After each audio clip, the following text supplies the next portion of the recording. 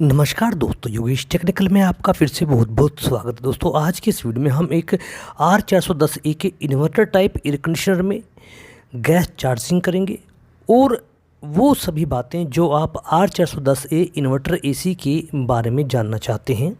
विशेषकर नए दोस्तों के लिए, जो दोस्त परिपक्व हैं वो वीडियो स्किप कर सकते हैं। दोस्तों आज मैं आपको इस वीडियो के माध्यम से एयर कंडीशनर जो कि स्पेशल हमारा इन्वर्टर टाइप होता है, उसमें अगर आप R410A गैस रिचार्ज करने जा रहे हैं तो उसमें हमें काफ़ी परेशानियों का सामना करना पड़ता है। वो कौन कौन सी परेशानियां होती हैं और उन्हें हम कैसे दूर कर सकते हैं, और आपको R410A भरते हुए क्या क्या सावधानियां हमेशा इस्तेमाल करनी चाहिए, ये सभी बातें आज हम इस वीडियो के माध्यम से करेंगे। अभी आप जो एक एयर कंडीशनर देख रहे हैं, ये पैनासोनिक कंपनी का इन्वर्टर टाइप एयर कंडीशनर है। जब हमने इसमें फॉल्ट फाइंडिंग की तो इसकी जो डिस्चार्ज यानी लिक्विड लाइन है वो ठंडी थी, और जो सेक्शन पाइप है हमारा, जो हमारा गैस पाइप है वो पूरी तरह से उस पर रिटर्न नहीं थी, और हमारा बैक प्रेशर लगभग अभी 80 के आसपास चल रहा है। लेकिन अगर आप ध्यान देंगे तो हमारे जो एम्पीयर हैं वो अभी 4 या 5 के आसपास चल रहे हैं, और बाहर का तापमान लगभग 43 से 45 डिग्री सेंटीग्रेड है। दोस्तों कस्टमर की शिकायत है कि ये कूलिंग नहीं कर रहा। इन्वर्टर टाइप एयर कंडीशनर में हमेशा प्रॉब्लम आती है बैक प्रेशर को जांचते हुए, क्योंकि दोस्तों जैसे जैसे एम्पीयर कम होंगी बैक प्रेशर बढ़ता जाएगा, और जैसे जैसे एम्पीयर बढ़ेगी बैक प्रेशर हमारा जो नॉर्मल होता है R410A का लगभग 120 psi के आसपास वो कई बार चला जाता है। इसलिए हम कंफर्म नहीं कर पाते कि एयर कंडीशनर में क्या समस्या चल रही है। लेकिन जब आप इसके इंडोर को चेक करोगे उसमें कूलिंग ना के बराबर मिलेगी। कस्टमर से आपको पूरा इसका ब्रीफिंग ले लेना चाहिए कि उसको समस्या क्या आ रही है। अब हमने लीकेज को चेक किया है हमारे ऊपर वाले उन सभी पॉइंटों पर जहां लीकेज की संभावनाएं होती हैं। मैं आपको बता देता हूं कि आपको कभी भी R410A को टॉपअप नहीं करना चाहिए। दोस्तों ये जो एयर कंडीशनर है मैं आपको बता देता हूँ कि इसमें समस्या वैसे चल क्या रही है। दोस्तों इसमें समस्या ये चल रही है कि बैक प्रेशर आप देखेंगे लगभग आपको पूरा मिलेगा, लेकिन कूलिंग नहीं मिलेगी। तो इसमें कहीं ना कहीं लीकेज की संभावनाएं हो सकती हैं। उसके लिए हमें इसे चेक करना होगा बिल्कुल बारीकी से। अभी आप देखिए बैक प्रेशर 120 चल रहा है, लेकिन हमारे एम्पीयर कम हो गए। इन्वर्टर एयर कंडीशनर में यही समस्या होती है कि जब तक इन्वर्टर एसी का कंप्रेशर अपने पूरे लोड पर नहीं चलेगा तब तक बैक प्रेशर भी आप सही तरह से कंफर्म नहीं कर पाएंगे। अभी आप सोच रहे होंगे कि बैक प्रेशर लगभग पूरा है, लेकिन दोस्तों ये अभी अपनी 80% यानी 80% की क्षमता से ही चल रहा है। इसलिए बैक प्रेशर एक्सटेंडिंग मोड में आ जाता है। इसलिए हम आश्वस्त हो जाते हैं कि बैक प्रेशर पूरा है, लेकिन नहीं, बैक प्रेशर पूरा नहीं है, क्योंकि इसमें 2.3 एम्पीयर अभी आप एम्पीयर मीटर पर देख सकते हैं। दोस्तों मेरी एक रिक्वेस्ट है कि आप मेरे शब्दों को सुनते रहिए। विजुअल एक सांकेतिक होते हैं। अभी हमने इंडोर को चेक किया तो इसमें कूलिंग बिल्कुल भी नहीं है। आज मेरे पास टेम्परेचर मीटर नहीं है तो मैं आपको इसका ग्रिल टेम्परेचर पे दिखा देता, लेकिन कूलिंग नहीं है, यानी कि इसमें से गैस लीकेज हो चुकी है। मैं आपको बता देना चाहता हूँ दोस्तों, R410A में 2 प्रकार की गैसें होती हैं। एक होती है 50% R32 और 50% R125। एक बात और आप ध्यान से सुन लीजिए। अभी आपने रिमोट को देखा, जब भी आप इन्वर्टर टाइप एयर कंडीशनर में गैस चार्जिंग करें तो रिमोट में एक फंक्शन अवश्य मिलेगा। जैसे हमारे कई रिमोटों में टर्बो का मोड होता है, कईयों में पावरफुल का मोड होता है, कईयों में हाई एफिशिएंसी का मोड होता है। उस मोड पर ही आप एसी को चलाकर गैस चार्ज कीजिएगा, नहीं तो आपको काफ़ी समस्याएं आएंगी जो मैं आपको आगे बताऊंगा। अभी देखिए बिल्कुल माइनर लीकेज आपको नज़र आ जाएगी हमारे बड़े वाले फ्लेयर पर।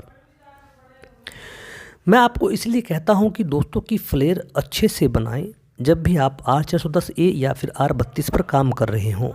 हमने कोशिश की कि इसके फ्लेयर को टाइट कर दिया जाए, क्योंकि लीकेज काफ़ी माइनर है, लेकिन इस लीकेज में से भी गैस का जो मिश्रण है उसमें से एक गैस लीक ज़्यादा हो जाती है और एक गैस ज़्यादा हमारे यूनिट में रह जाती है, जिससे कि उसका मिश्रण गड़बड़ा जाता है और समस्याएं ज़्यादा उत्पन्न हो जाती हैं। अभी आप देखिए इसके फ्लेयर को ध्यान से, इसका फ्लेयर हल्का सा कटा हुआ है।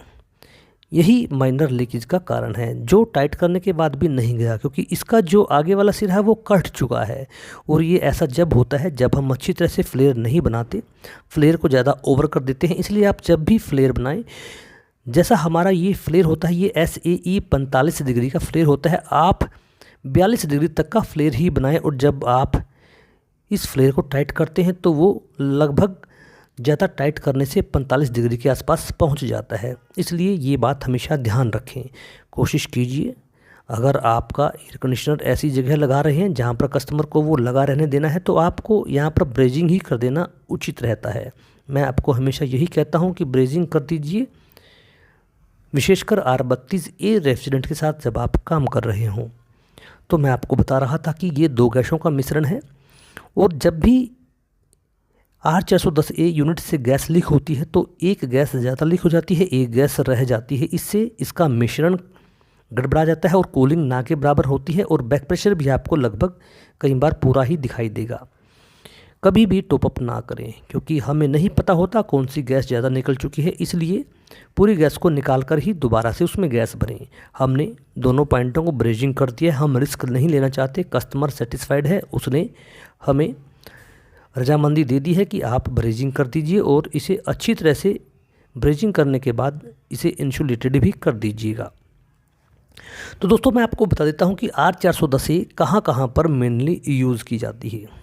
दोस्तों ये ज़्यादातर यूज़ होती है household air conditioner, small और medium commercial air conditioner, small और medium unit typed air conditioner, household central air conditioner, VRV, mobile air conditioners, dehumidifier, refrigerant type dryer, marine refrigerating plant यानी कि जो समुद्रों में हमारे जहाँ चलते हैं वहाँ पर, एंड इंडस्ट्रियल रेफ्रिजरेटिंग प्लांट में। दोस्तों ये HFC ब्लेंड गैस है, और इसमें जो ऑयल इस्तेमाल होता है वो पॉलिस्टर ऑयल इस्तेमाल होता है। दोस्तों हमने लीकेज को फाइंड कर दिया है, उसे ब्रेज कर दिया है। सिस्टम को वैक्यूम करना ज़रूरी है, कभी भी सेल्फ वैक्यूम मत करें R410 एक साथ जब आप काम कर रहे हों।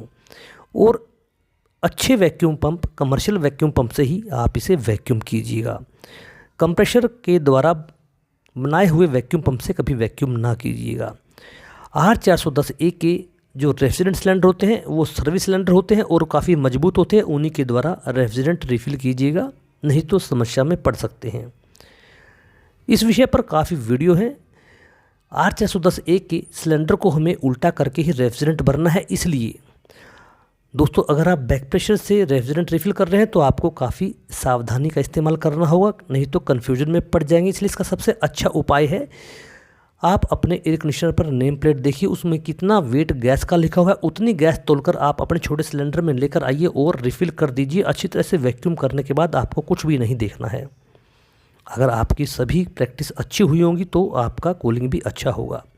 अब हम इसे उल्टा करेंगे ताकि जो 2 गैस इस सिलेंडर में है R32A और R32 और R125 वो दोनों बराबर बराबर मात्रा में ही हमारी यूनिट में जाएं, इसलिए इसे उल्टा करना ज़रूरी है। उसके बाद चार्जिंग लाइन से एयर को निकालिए जब तक लिक्विड आपको नहीं दिखाई दे, नहीं तो फिर भी गड़बड़ हो सकती है।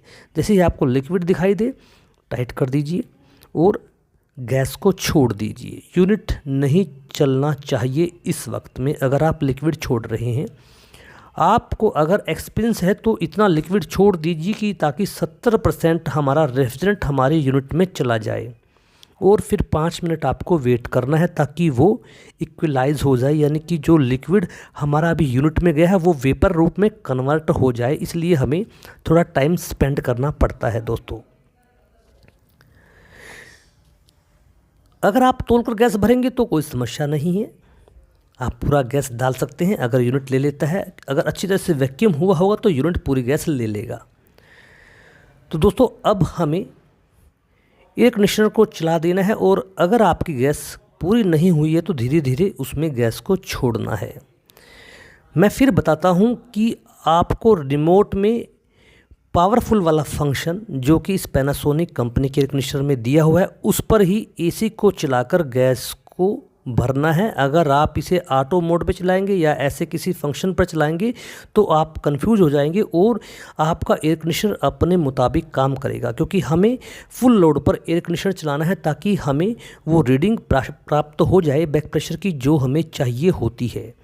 यानी कि इसके फुल एम्पेयर 8 या 9 एम्पेयर पर जब ये चलेगा तो इसका बैक प्रेशर लगभग आपको 120-125 बाहर के एम्बिएंट टेम्परेचर के अनुसार आपको दिखाई देगा और आपका गैस रिफिलिंग पूरा हो जाएगा। फिर भी कंफ्यूज हो रहे हैं तो सेक्शन लाइन को चेक करते रहिए। लिक्विड लाइन हल्का सा गर्म होना चाहिए और सेक्शन लाइन हल्का सा ठंडा होना चाहिए। ये सूत्र भी आपको ध्यान में रखना चाहिए। एम्पेयर आप देख सकते हैं 9 पर लगभग पहुंच चुके हैं, क्योंकि हमारा जो ये एम्पेयर मीटर ये चाइनीज है, इसमें 5-3 का वेरिएशन यानी 3 या 5 पॉइंट का वेरिएशन आ ही जाता है। लिक्विड लाइन हल्का सा गर्म होना चाहिए, सेक्शन लाइन हल्का सा ठंडा होना चाहिए, सेक्शन लाइन पर बर्फ़ नहीं आना चाहिए। और जो सेक्शन लाइन का टेम्परेचर दोस्तों वो लगभग हमारा 15 डिग्री प्लस या 17-18 डिग्री प्लस में आ जाता है। हमारा एयर कंडीशनर अब पूरे लोड पर चल रहा है और मैं आपको सेक्शन लाइन का टेम्परेचर दिखा रहा हूँ दोस्तों, वो भी आप देख लीजिए। वो भी लगभग 20 प्लस के आसपास आ चुका है, यानी कि हमारा एयर कंडीशनर लगभग ठीक प्रकार से गैस चार्जिंग हो गया है। तो दोस्तों ध्यान रखिएगा, R610A को कभी भी टॉपअप नहीं करना है और तोलकर ही गैस को भरना है। और अगर आपको कोई बात पूछनी है तो कमेंट बॉक्स में अवश्य पूछिएगा। वीडियो को लाइक और शेयर अवश्य कर दीजिएगा। चैनल को सब्सक्राइब करना मत भूलिएगा दोस्तों। धन्यवाद।